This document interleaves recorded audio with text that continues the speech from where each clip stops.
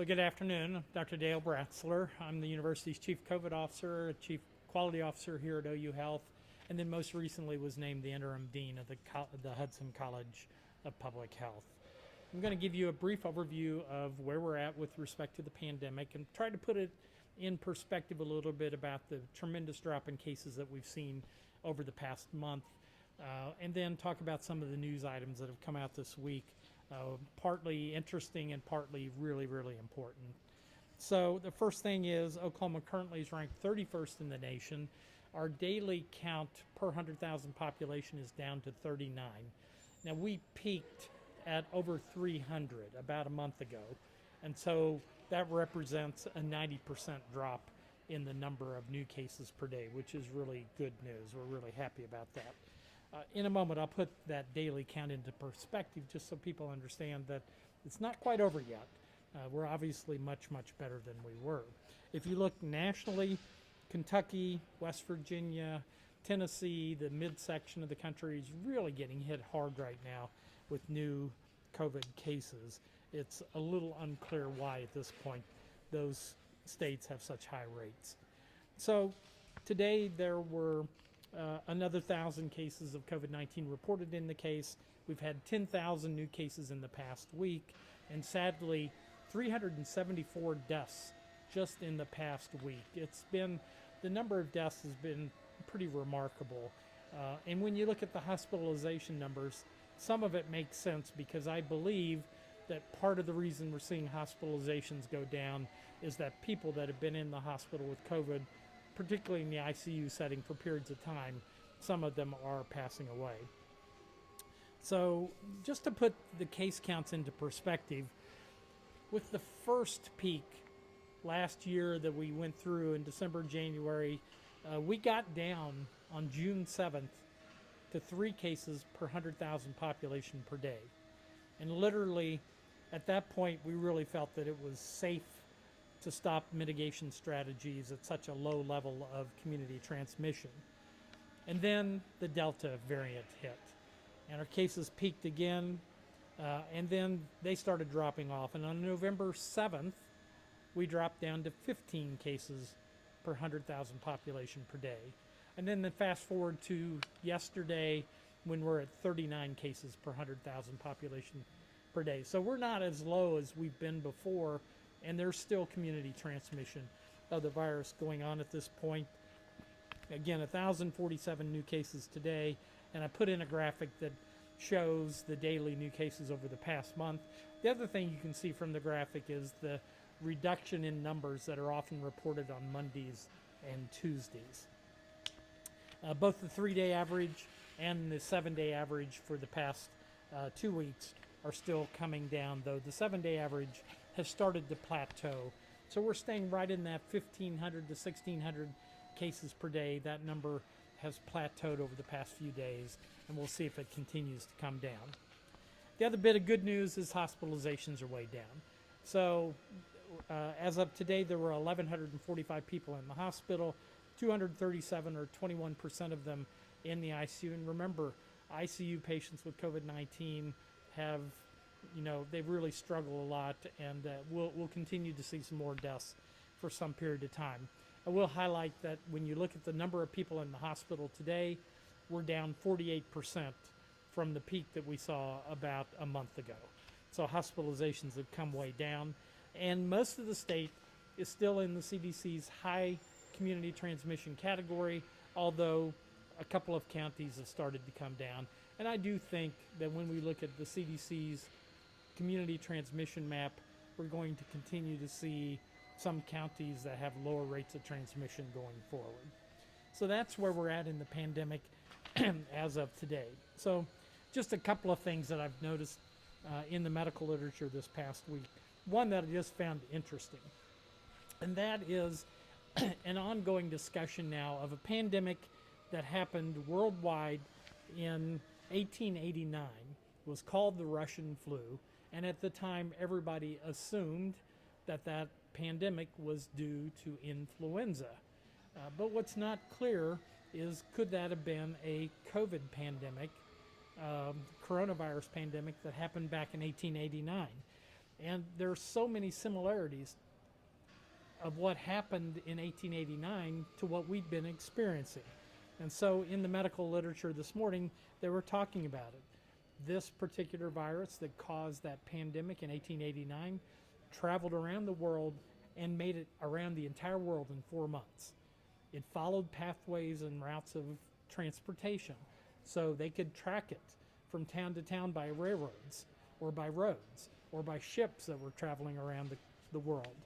So it circumnavigated the globe in 4 months. The symptoms were, as we've talked about before, there are a lot of similarities between COVID and influenza, but the symptoms were not entirely consistent with the flu. The patients had high fever, dry cough, like we saw so much with COVID, headaches, and loss of taste and smell.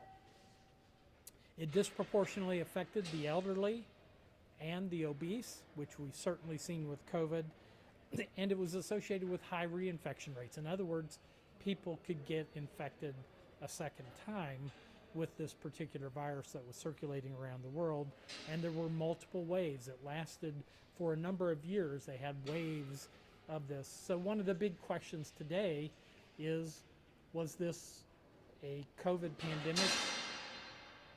pandemic that happened in 1889? Are we experiencing the second major worldwide coronavirus pandemic? And if that's the case, certainly we could expect to see that it might happen somewhere again in the future. So that's one of interest. Second thing I wanted to highlight was I'm going to be on my soapbox again about COVID vaccines and pregnancy. Now, here at OU Health, I review many, many cases where patients don't have good outcomes, and we've seen quite a few pregnant mothers who've come in with COVID-19 and have had complications of the disease and have even had a few deaths of mothers coming in active labor with COVID-19. COVID and pregnancy do not go together. I really do not understand why all obstetricians are not absolutely making sure that their patients have been vaccinated against COVID-19. And I've highlighted in the handout, there are a number of studies that show that both maternal and neonatal outcomes are worse if a mom gets COVID-19. So that's been demonstrated that it's associated with higher rates of C-section, preterm birth, complications of the delivery itself, hemorrhage, and fetal growth restriction. So if you're pregnant, you do not want to get COVID-19. We also know that the vaccines are incredibly effective in pregnant females. So the American College of Obstetricians and Gynecologists, the Society for Maternal Fetal Medicine, and the CDC all strongly recommend that pregnant women get the COVID vaccines.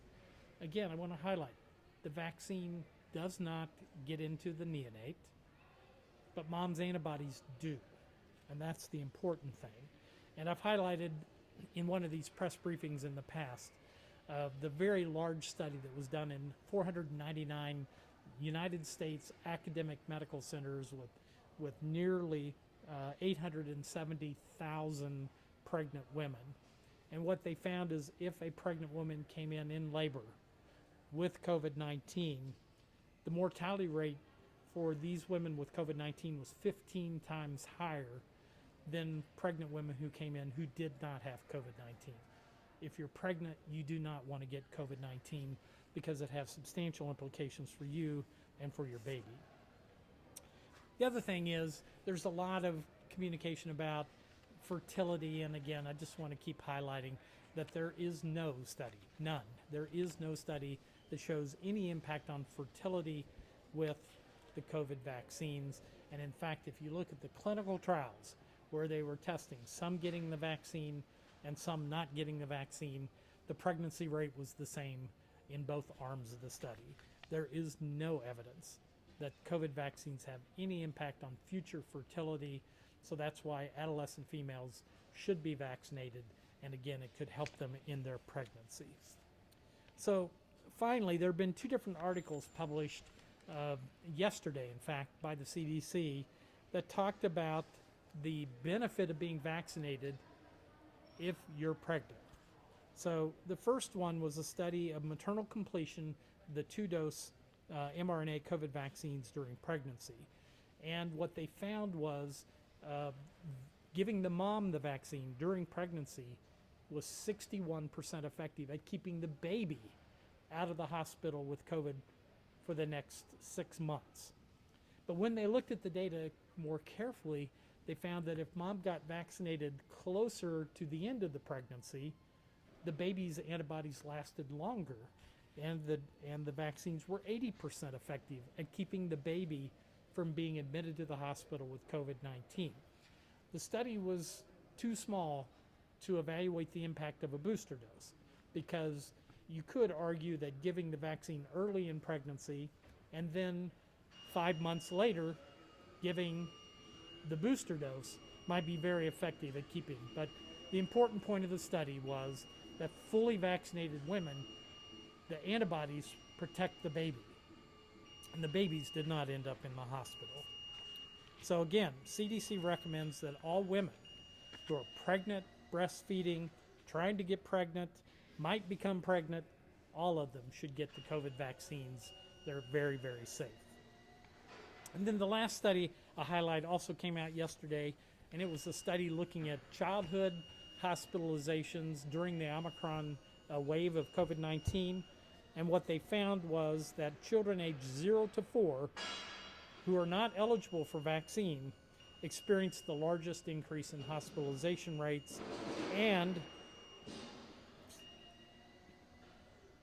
December hospitalization rates among unvaccinated adolescents were 6 times higher than adolescents who had gotten the vaccine. So again, the vaccines in 12 to 17-year-olds was very effective at keeping them out of the hospital.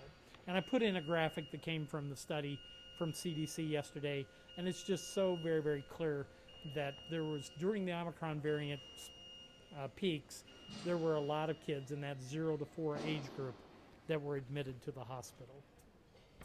Finally, I put in the circulating variant slide from the CDC, and there's a lot of questions about what's going to happen with the Omicron BA.2 variant.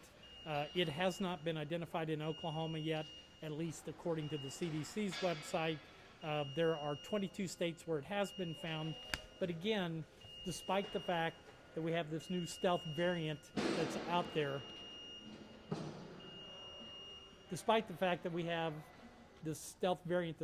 in 22 states across the nation, COVID cases continue to come down. So at this point, I think it's mostly very good news at this point.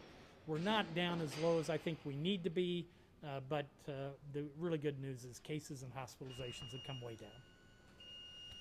So I'm interested in the newborns that have the extra protection from their mother, but then they also studied the 0 to 4-year-olds.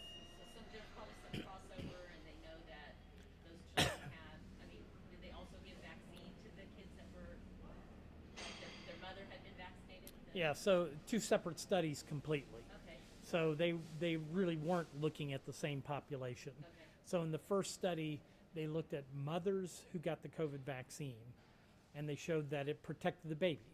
So we've known for a long time that if mom gets COVID or if she gets vaccinated, her antibodies are passed on to the baby. It's called passive immunity.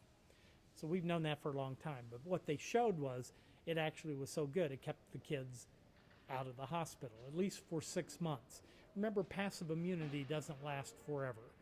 But what they also found was, and made it even stronger, was that if mom had gotten vaccinated closer to the end of pregnancy, the protection was even stronger for the baby. So it's really just showing 6 months is the most for. I mean, there's just no way to know if that was giving. It gives the baby that extra start to maybe have some long-term immunity to it, right? Well, no, because this is passive immunity. So it's not the baby's immune system. DNA. It's not the baby's immune system. It's mom's antibodies that do cross the placenta. It's why, we give flu shots to pregnant women, because the baby gets the antibodies. They don't get the vaccine. The vaccine does not cross the placenta, but it protects the baby. So interesting. Okay. So in another 100 years, we're probably going to have COVID again. Yeah, so I think the point of the whole conversation about what used to be called the Russian flu from 1889 is that that could have been a worldwide pandemic of coronavirus infection, because it's very, very close to what we're seeing with COVID-19. And not surprisingly, pandemics do happen. 1918, we had influenza pandemic, the Spanish flu. Hopefully we won't see another one for 100 years, but we just can't guarantee that that won't happen.